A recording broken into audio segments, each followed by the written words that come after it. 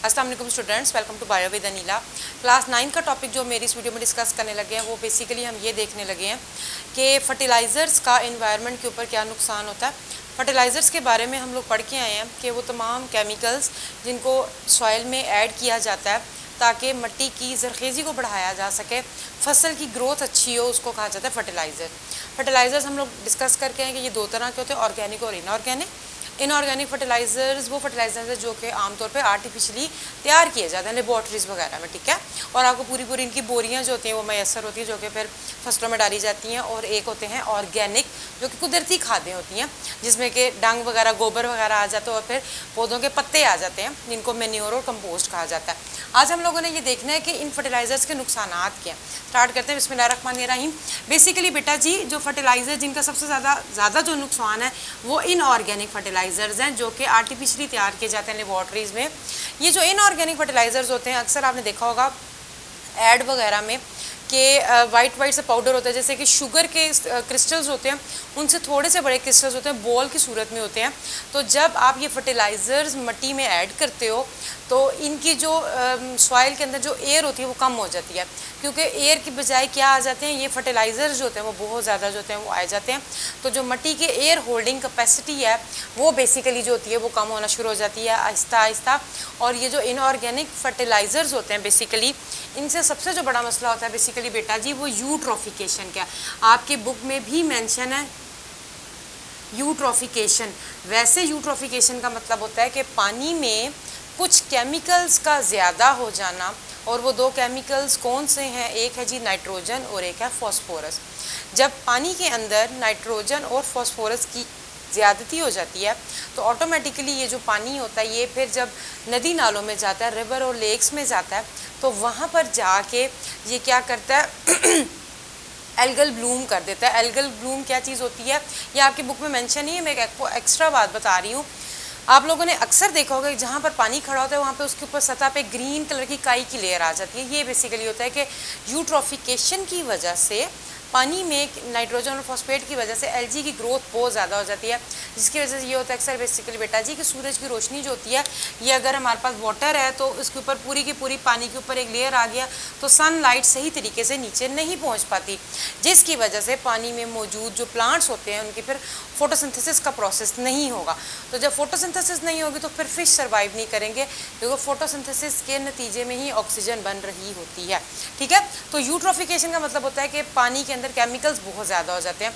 क्यों होते हैं? जब आप फसलों को खाद वगैरह देते हो, जब बारिश होती है तो बारिश के पानी के साथ ये जो खाद के अंदर के केमिकल्स हैं, नाइट्रोजन है, फॉस्फोरस है, डिफरेंट चीज़ें वो ज़ेरे ज़मीन चली जाती हैं और आहिस्ता आहिस्ता ये जो पानी बहता हुआ है ये सारा का सारा पानी जो होता है ये नदी नालों की सूरत में फिर कहाँ पे जाता है, नदी नालों से होता हुआ दरियाओं में और दरियाओं से फिर समुद्रों में चला जाता है।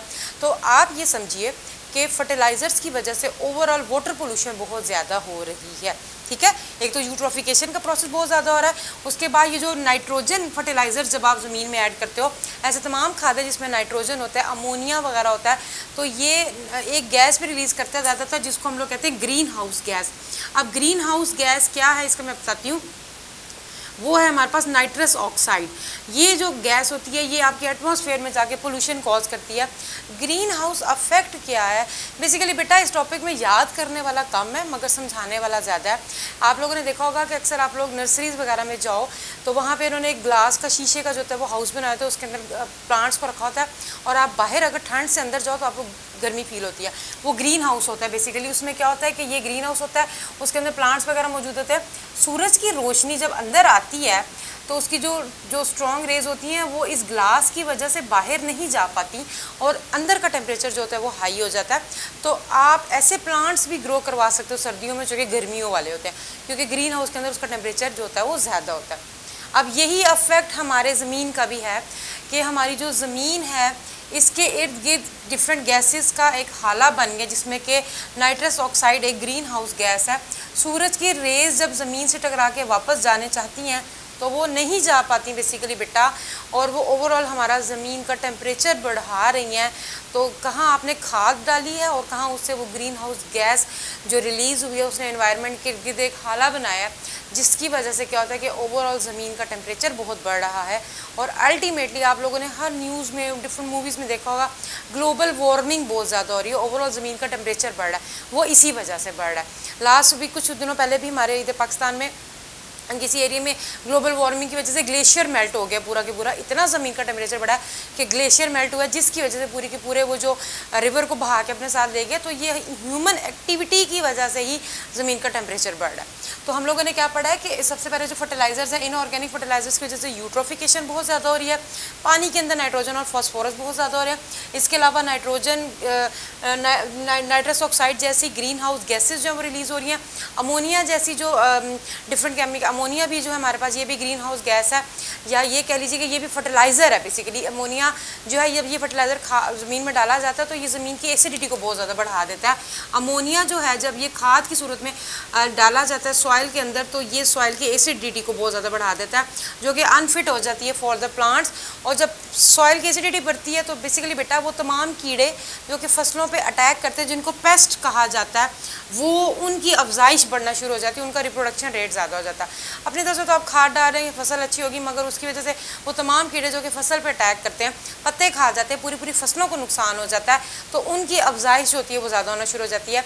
इसीलिए इसकी रिकमेंडेशन होती है, कहा जाता है कि खाद डालने से पहले आप अपनी सॉइल को चेक करवाइए कि इस मिट्टी में किस चीज़ की ज़रूरत है। अगर तो नाइट्रोजन फर्टिलाइज़र की ज़रूरत है तो नाइट्रोजन फर्टिलाइज़र डाला जाए, फॉस्फोरस की ज़रूरत है तो डाला जाए, वरना ना दिया जाए। ठीक है जी। तो हमारे पास क्या हो रहा है, इन फर्टिलाइज़र्स की वजह से बेसिकली बेटा जी क्या होता है कि जो अल्टीमेटली ये होता है कि आपका इकोसिस्टम जो है वो डिस्टर्ब हो रहा है। तो हमारे पास ऑर्गेनिक फर्टिलाइज़र्स भी जो कि नेचुरली जो मौजूद हैं, वो भी फर्टिलाइज़र्स जो कि कुदरती खाते हैं, उनके अंदर से भी थोड़े बहुत जो क्या कहना चाहिए, उनका भी हार्मफुल इफेक्ट है, मगर इतना नहीं है। उनके अंदर के नाइट्रोजन या नाइट्रेट्स आहिस्ता आहिस्ता ज़ेर ज़मीन पानी के साथ जाते जाते, जैसे कि जब बारिश का पानी जो नीचे ज़मीन लेके जाता है तो वो अपने साथ न्यूट्रिएंट्स को भी नीचे ले जाता है, तो पानी के ज़खायर में ऐड हो रहे हैं, तो नुकसान हो रहा है। तो बेसिकली बेटा ये जितने भी हमारे पास फर्टिलाइज़र्स हैं, ये कहीं ना कहीं खादें जो होती हैं वो आपके इकोसिस्टम को, ख़ास तौर पे पानी के इकोसिस्टम को डैमेज कर रहे हैं। तो इसलिए कहा जाता है कि इन फर्टिलाइज़र्स का यूज़ करना ज़रूर चाहिए, क्योंकि ज़रूरी है फसल के लिए, मगर एक अंदाजे के मुताबिक या देख के कि आपकी कौन सी फसल को कौन सा फर्टिलाइज़र चाहिए, आया वो सॉइल में मौजूद है या नहीं है। अगर तो मिट्टी में बिल्कुल भी मौजूद नहीं है तब देना चाहिए, वरना नहीं देना चाहिए। ठीक है, बस आज का बेसिकली बेटा हमारा यही टॉपिक है, एनवायरमेंटल हैज़र्ड है, क्या नुकसान आता है फर्टिलाइज़र्स के, वो हम लोगों ने डिस्कस किए।